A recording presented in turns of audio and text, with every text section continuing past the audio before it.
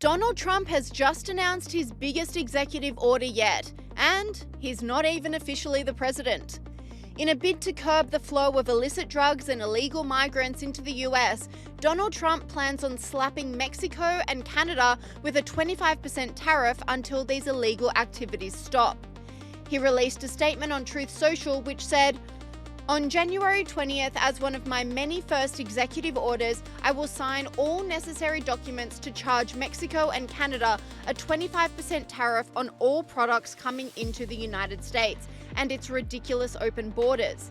He added, "This tariff will remain in effect until such a time as drugs, in particular fentanyl, and all illegal aliens stop this invasion of our country." He also announced an additional 10% tariff on goods arriving into the US from China for their part in the illegal drug crisis. He said, "I have had many talks with China about the massive amounts of drugs, in particular fentanyl, being sent into the United States, but to no avail." The announcement has sent shockwaves around the world. Businessman Bill Ackman applauded the move, saying Donald Trump is going to use tariffs as a weapon to achieve economic and political outcomes which are in the best interests of America, fulfilling his America First policy. This is a great way for Trump to effect foreign policy changes even before he takes office. Journalist Bacha Ungar Sargon agrees, applauding Trump on his proactive move.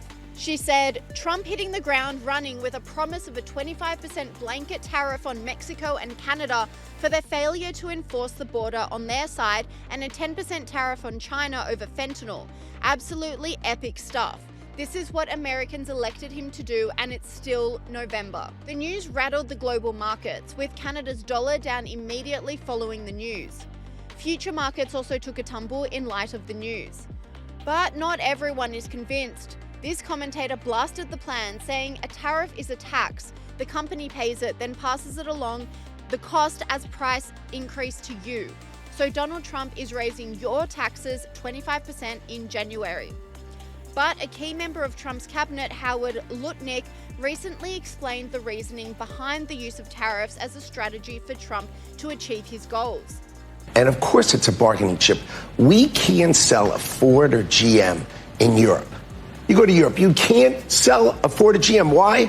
There's 100% tariffs. How about in Japan?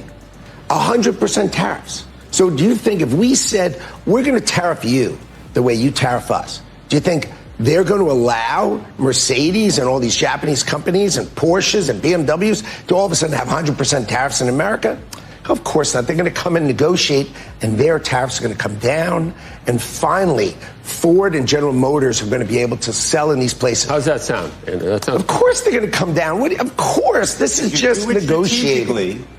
It absolutely makes sense. If you do it strategically, if it's across the board, it creates a real problem. And the question is whether you believe the president is going to do it strategically or across the board. He keeps saying it across the board. Well, when you're running for office, you make broad statements so people understand you. Right. Okay? Tariffs are an amazing tool by the president to use. They're an amazing tool. But another key member of Trump's cabinet, Elon Musk, responded to the news, saying this will be highly effective.